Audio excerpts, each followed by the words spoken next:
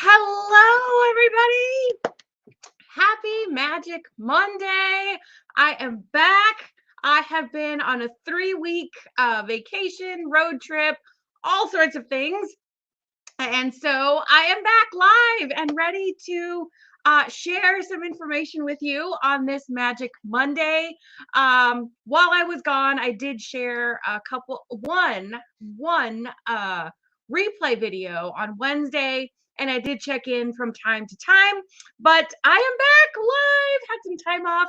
I will be sharing some insights and some things I learned about myself and closing some cycles, releasing some things throughout this trip. I'll be sharing that at the beginning of the month, the first Sunday, I believe, in the Magic Mentoring live in the Blue Moon Magic Tribe Facebook group.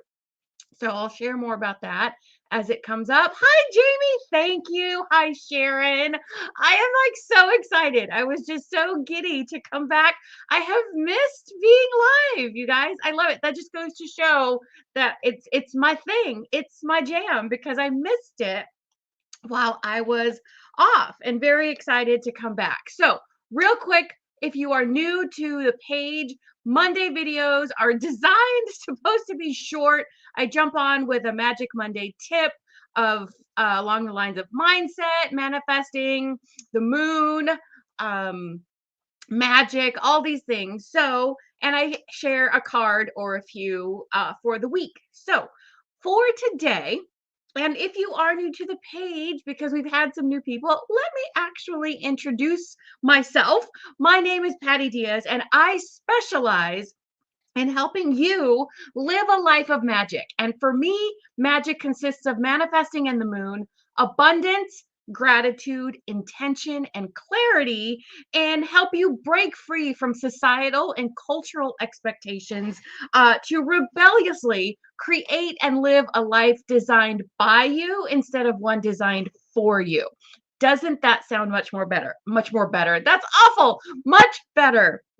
A designer life created by you for you. So, this week I am talking about a quick tip, a manifesting tip, if you will, that you can incorporate into your nightly or going to bed routine that can result in um, great manifesting results. Can result in great results. That sounds quite repetitive. Anyway, what you do, it's like the after you're already in bed, all comfy cozy, whatever, if you're curled up, if you're stretched out, whatever it is, as you're in that space of about to fall asleep, there's nothing else going on. You might have some sounds or TV or something in the background if that's how you fall asleep, and that's fabulous. But as you are just closing your eyes and ready to go to sleep, pick something that you are working or want to work on manifesting. It can be something for yourself, a way that you want to be, a way that you want to feel. It can be something tangible, something that you want to manifest into your life physically, like a home. It can be something you want to accomplish, anything at all, whatever you might want to or are working on manifesting. And just think about it, visualize it, think about it. You don't have to see pictures if you don't visualize that well. Just start thinking about it as you drift off to sleep in as much detail as you can, as if you're living it. Just like we do when we talk about setting intentions and journaling and all these things. Just start thinking about it like you're living it. How are you going to wake up tomorrow in this life? That's how I want you to start thinking about it, visualizing it, dreaming about it. What's it going to feel like to wake up? Do you have a lot of light in your room? Do you wake up slowly? What does your day to day look like? Start living it, experiencing it in your mind as you fall asleep. And the thing about that, you may not consciously get very far, like that you consciously remember, but with that being on your mind as you're falling asleep, that's what your subconscious mind will keep focusing on and will focus on and think about and dream as you are physically asleep, because our subconscious mind does not ever go to sleep. So, with us consciously thinking about that as you're falling asleep, that's what your subconscious mind keeps going with, keeps focusing on.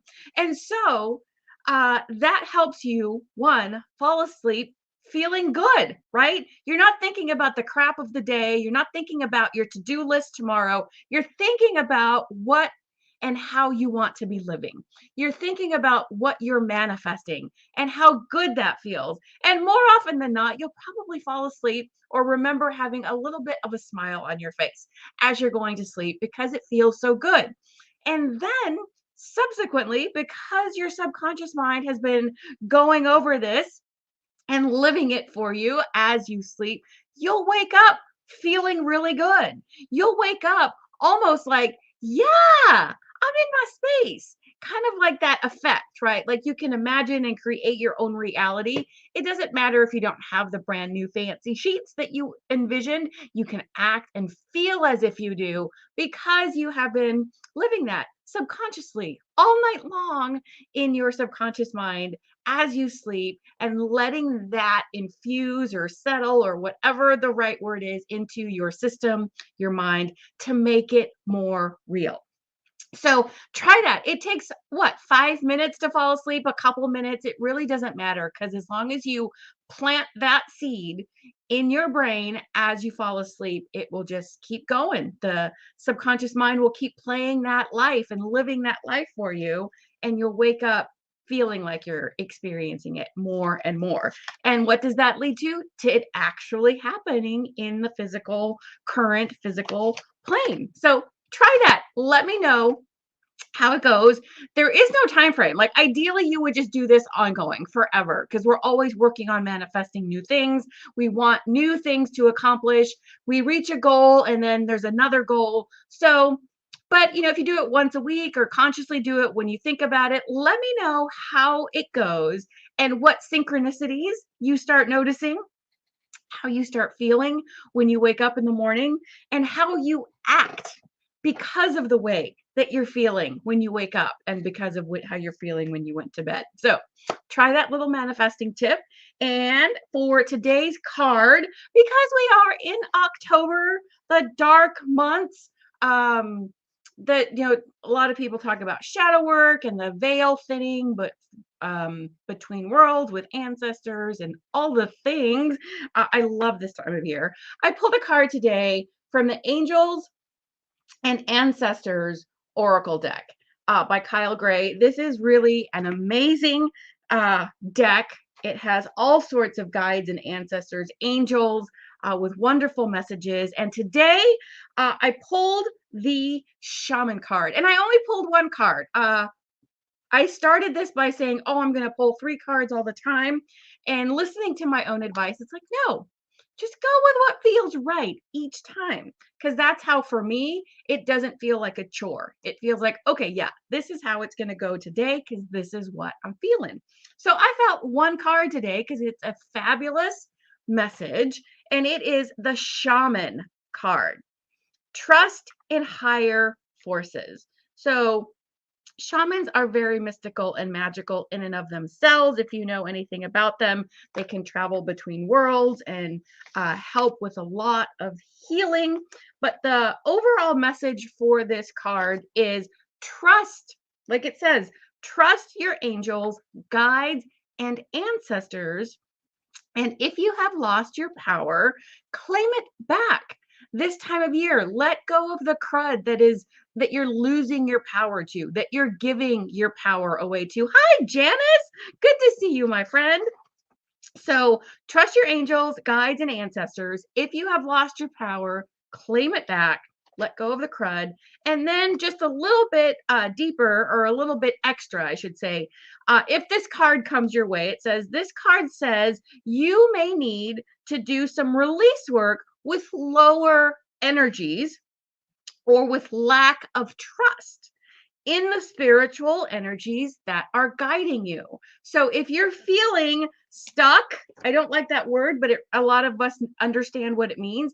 If you're feeling doubtful, if you're feeling frustrated, anything that is the lower energies, doubt, fear, lack, frustration, anger, any of these things, it's time to do some release work. And not only does this card tell us that, we're in the waning half of the lunar cycle. We just had the full moon, I think about 5 days ago we had the full moon. So the moon is getting smaller and it's release work time with gratitude for the lessons, with gratitude for the realizations, with gratitude for what is coming as you release these things. Hi, Jacqueline. Good morning.